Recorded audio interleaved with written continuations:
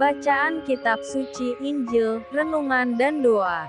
Rabu, tanggal 25 Oktober tahun 2023. Setiap orang yang kepadanya banyak diberi, daripadanya akan banyak dituntut. Dan kepada siapa yang banyak dipercayakan, daripadanya akan lebih banyak lagi dituntut.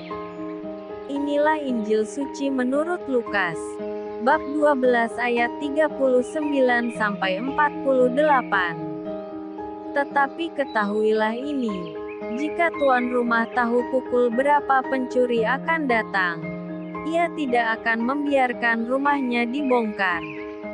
Hendaklah kamu juga siap sedia, karena Anak Manusia datang pada saat yang tidak kamu sangkakan.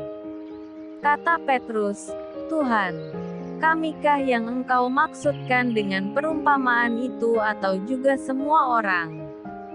Jawab Tuhan, "Jadi, siapakah pengurus rumah yang setia dan bijaksana, yang akan diangkat oleh tuannya menjadi kepala atas semua hambanya, untuk memberikan makanan kepada mereka pada waktunya? Berbahagialah hamba yang didapati tuannya melakukan tugasnya itu, ketika tuannya itu datang. Aku berkata kepadamu, sesungguhnya tuannya itu akan mengangkat dia menjadi pengawas segala miliknya. Akan tetapi, jikalau hamba itu jahat dan berkata di dalam hatinya, Tuanku tidak datang-datang, lalu ia mulai memukul hamba-hamba laki-laki dan hamba-hamba perempuan, dan makan minum dan mabuk. Maka tuan hamba itu akan datang pada hari yang tidak disangkakannya, dan pada saat yang tidak diketahuinya, dan akan membunuh dia dan membuat dia senasib dengan orang-orang yang tidak setia. Adapun hamba yang tahu akan kehendak tuannya, tetapi yang tidak mengadakan persiapan atau tidak melakukan apa yang dikehendaki tuannya, ia akan menerima banyak pukulan. Tetapi barang siapa tidak tahu akan kehendak tuannya dan melakukan apa yang harus mendatangkan pukulan, ia akan menerima sedikit pukulan. Setiap orang yang kepadanya banyak diberi, daripadanya akan banyak dituntut. Dan kepada siapa yang banyak dipercayakan, daripadanya akan lebih banyak lagi dituntut. Demikianlah sabda Tuhan. Shalom. Setiap orang yang kepadanya banyak diberi, daripadanya akan banyak dituntut, dan kepada siapa yang banyak dipercayakan, daripadanya akan lebih banyak lagi dituntut. Perikopa Injil hari ini, Lukas bab 12 ayat 39-48, mengingatkan kita bahwa, masing-masing dari kita mempunyai talenta-talenta yang harus dipertanggungjawabkan. Pemberi talenta itu adalah Tuhan sendiri. Sejak kita dalam kandungan, kita mempunyai talenta-talenta yang melekat pada diri kita. Pada waktu kecil, talenta itu masih menjadi potensi, namun sudah ada. Saat kita mampu menggunakan akal budi itulah, kemudian muncul juga tuntutan untuk mengembangkan, dan bertanggung jawab atas talenta yang kita miliki. Masing-masing dari kita mempunyai kapasitas hidup yang berbeda. Sesuai konteks tempat, budaya, pendidikan, dan apa saja yang mempengaruhi hidup, kita diajak untuk semakin mengenal diri kita dengan segala potensinya. Perbedaan pendapatan, perbedaan pendidikan, perbedaan macam-macamnya menjadikan kita sebagai orang Kristiani yang beragam.